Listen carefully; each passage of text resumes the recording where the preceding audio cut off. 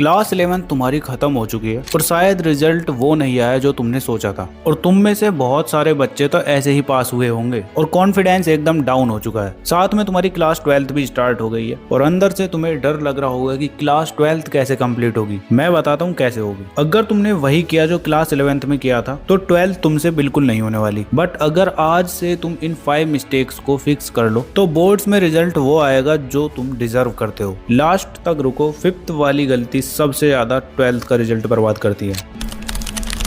So hi everyone, this is Mukul Bhardwaj और आज की वीडियो में हम बात कर रहे होंगे क्लास 12th की वो 5 मिस्टेक्स की जिनको अगर तुमने किया ना तो तुम अपने बोर्ड एग्जाम में फेल तक हो सकते हो। ये गलतियां तुम्हारी लास्ट ईयर वाले बच्चों ने भी की थी और आज वो इन गलतियों की वजह से रो रहे हैं। तो चलो बिना किसी टाइम वेस्ट के स्टार्टिंग करते हैं मिस्टेक नंबर 1 से। 11th को इग्नोर करना। पहली गलती ये सोचना कि 11th का सिलेबस 12th में काम नहीं आएगा तो पूरी क्लास 12th में तुम्हें बहुत ज्यादा प्रॉब्लम होने वाली है। बिकॉज अब तुम्हारा कॉम्पिटेंसी बेस्ड वाला पेपर होता है तो 30 से 40% क्वेश्चन तुम्हारे 12th बोर्ड में 11th के कॉन्सेप्ट पे बेस्ड होते हैं। जैसे फिजिक्स के अंदर तुम्हारा मैकेनिक्स, थर्मोडायनेमिक्स, वेव्स 11th में है ना, बट इन्हीं के कॉन्सेप्ट तुम्हारे 12th में भी यूज होते हैं। ऐसे ही केमिस्ट्री के अंदर तुम्हारा मोल कॉन्सेप्ट, इक्विलिब्रियम और थर्मोडायनेमिक्स ये 11th के पार्ट है बट 12th में इनके बेसिक्स यूज होते हैं। तो जो तुम्हारा 11th में छूट गया है ना वो 12th क्लास में तुम्हारा सबसे बड़ा दुश्मन है। अब इसको फिक्स कैसे करना है वो बताता हूँ। अब देखो, जो मैंने तुम्हें चैप्टर्स बताए हैं इनके बेसिक चीजें तुम्हें पढ़नी है। अभी तुम इस हफ्ते डायरेक्ट क्लास 12th का सिलेबस मत उठाओ, 11th के इन चैप्टर्स को उठाओ जो मैंने तुम्हें बताए हैं। इनको भी बिल्कुल डिटेल में मत पढ़ो, बेसिक पढ़ लो बस। अब करना क्या है, जैसे तुम डेली 12th का पढ़ रहे हो ना तो उसके साथ साथ डे के एंड में 20 मिनट 11th का भी पढ़ लो थोड़ा बहुत। इससे तुम्हें प्रेशर भी फील नहीं होने वाला। अब तुम्हें अपने क्लास 12th को एक जगह से ही पढ़ना है। अब बात रही एक जगह से पढ़ने की, तो पर्सनली मैं रिकमेंड करूं तो तुम अगर क्लास 11th में हो तो उदय बैच और 12th में तुम परिश्रम बैच ले रहे होगे। बिकॉज PW ने अभी विश्वास दिवस पर इन बैचेस को लॉन्च किया है जो कि तुम्हें ओनली 3 to 3500 तक मिल रहे होंगे। इन बैचेस के अंदर तुम्हें लेक्चर, DPPs और उनके सॉल्यूशन वीडियो, रेगुलर टेस्ट होंगे तुम्हारे साथ में लाइव डाउट सॉल्यूशन और लेक्चर्स के नोट्स। इतना कुछ तुम्हें इनके अंदर मिल रहा होगा। इंडिया की बेस्ट फैकल्टी तुम्हें इन बैचेस के अंदर पढ़ा रही होंगी। अब तुम कहीं से भी बैच ले सकते हो। मैंने तुम्हें पर्सनली रिकमेंड कर दिया जो मुझे सही लगा। और जो अभी क्लास 12th वाले देख रहे हैं, तुम्हारे फेवरेट टीचर कौन थे कमेंट सेक्शन में बताना जरा। और हाँ, इन बैचेस पर और ज्यादा डिस्काउंट चाहिए तो मेरा ये कूपन कोड LRN150 यूज कर लेना, तुम्हें और भी डिस्काउंट मिल रहा होगा। अब तुम डायरेक्ट PW ऐप या वेबसाइट पर जा सकते हो या फिर लिंक मैं डिस्क्रिप्शन में दे दूंगा, वहां से जाके अपनी क्लास के अकॉर्डिंग बैच को ले लेना।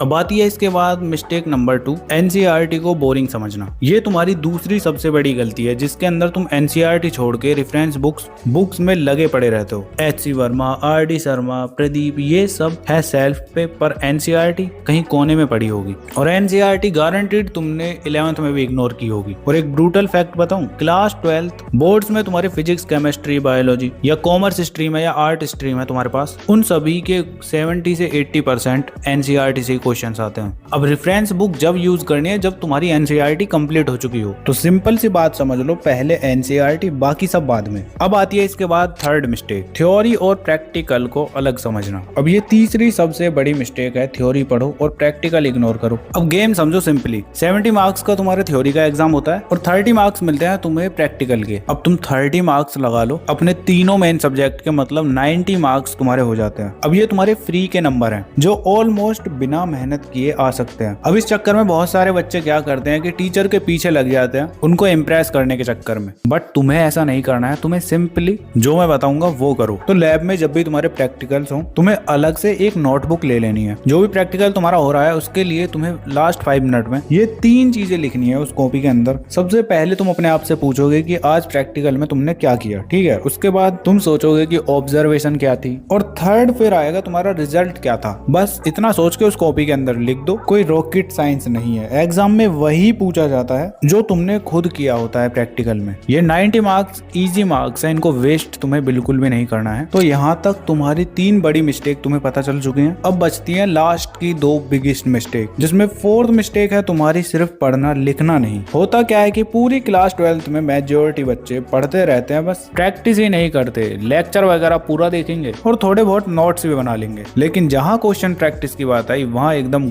जीरो एफर्ट लगाते हैं। अब एग्जाम्पल तुम्हारा क्लास 12 साइंस के अंदर तुम्हारे फिजिक्स में 26 क्वेश्चंस होते हैं, केमिस्ट्री में 33 क्वेश्चंस और मैथ्स के अंदर 18 क्वेश्चंस होते हैं। अब हर सब्जेक्ट के लिए तुम्हें 3 घंटे मिलते हैं। अगर तुम स्पीड और एक्यूरेसी से क्वेश्चन सॉल्व नहीं करते ना तो तुम्हारे साथ ये होगा कि तुम्हें आता सब कुछ है लेकिन फिर भी तुमसे सभी क्वेश्चंस कंप्लीट नहीं हुए हैं। अब लास्ट ईयर की बात है, आर्यन नाम का एक लड़का था, उसके कॉन्सेप्ट एकदम क्लियर थे, मॉक टेस्ट में भी अच्छा स्कोर करता था और उसको पूरा पेपर अच्छे से आता था। बट हुआ क्या, उसके फिजिक्स के एग्जाम में 2 लॉन्ग क्वेश्चन रह गए जबकि अगले बंदे को आते थे। अब 2 लॉन्ग क्वेश्चन मतलब तुम्हारे 10 to 15 मार्क्स खत्म। उसकी गलती यही थी कि उसने पहले से प्रैक्टिस ही नहीं की। तो मेरी जान तुम्हें भी ये नहीं करना है बिल्कुल भी। अब इसको फिक्स कैसे करना है चलो बताता हूँ। तो जैसे जैसे तुम्हारे एक एक चैप्टर कंप्लीट होता जाए तो हर वीक तुम एक फुल क्वेश्चन पेपर लगाओगे, मतलब जितने तुमने चैप्टर्स कर लिए हैं उनका, और टाइमर लगा के आराम से उस पेपर को दोगे। और जैसे ही टाइम कंप्लीट हो जाता है वहीं पर तुम रुक जाओगे और फिर अपने क्वेश्चंस को चेक करोगे कि तुमने कैसे कैसे आंसर्स लिखे हैं। जहाँ पे मिस्टेक्स किए हैं उनको इंप्रूव करोगे और जो सही है तो सही ही है। और ध्यान रखो अगर तुम्हारी कोचिंग में टेस्ट हो रहा है ना तो उसको तुम्हें बिल्कुल भी स्किप नहीं करना है। मतलब कि इन्हीं टेस्ट और क्वेश्चन पेपर से तुम्हारी प्रैक्टिस अच्छी होगी और क्वेश्चन सॉल्व करने की स्पीड भी तुम्हारी बढ़ जाएगी। बस हो जाएगी तुम्हारी ये मिस्टेक फिक्स। अब आती है इस वीडियो की सबसे इम्पोर्टेंट और सबसे बड़ी मिस्टेक, जिसमें होता क्या है कि बच्चा लेक्चर भी अटेंड कर लेता है, नोट्स भी बना लेता है, प्रैक्टिस भी कर लेता है, बट जैसे ही एग्जाम हॉल में बैठता है तो जो आंसर उसको आते हैं ना उनको वो भूल जाता है। तुम्हारे साथ ये पहले भी हुआ होगा, तुमने 11th के एग्जाम दिए होंगे, अगर हुआ है तो कमेंट करके बताओ। अब बच्चा इन चीजों को भूलता क्यों है? उसका सिंपल रीजन ये 5th मिस्टेक है, रिवीजन ना करना। अगर तुम रिवीजन नहीं करते तो एक फैक्ट बताता हूँ तुम्हें, चलो। अब कोई भी कॉन्सेप्ट पढ़ने के बाद 24 आवर्स के बाद तुम उसे 70% भूल जाते हो। मतलब अगर तुमने रिवाइज नहीं किया तो चीजें तुम 70% भूल जाओगे, ठीक है। और अगर एक हफ्ते तक रिवाइज नहीं किया तो फिर तो 90% ही खत्म, तुम्हारे माइंड में वो कॉन्सेप्ट रहेगा ही नहीं। अब क्लास 12th में तुम्हारे 50 से ज्यादा चैप्टर्स हैं, अगर रिवीजन नहीं करोगे तो बोर्ड एग्जाम के लास्ट तक तुम अपने उन्हीं नोट्स को उठा के देखोगे कि यार ये कब पढ़ा था मैंने। सेम सिचुएशन तुम्हारे साथ आ रही होगी। और ये गलती बिल्कुल भी मत कर देना कि पहले सिलेबस कंप्लीट कर लेता हूँ उसके बाद रिवीजन करूंगा आराम से। ये मिस्टेक मैंने अपनी क्लास 12th में की थी। सिलेबस तो मैंने अपना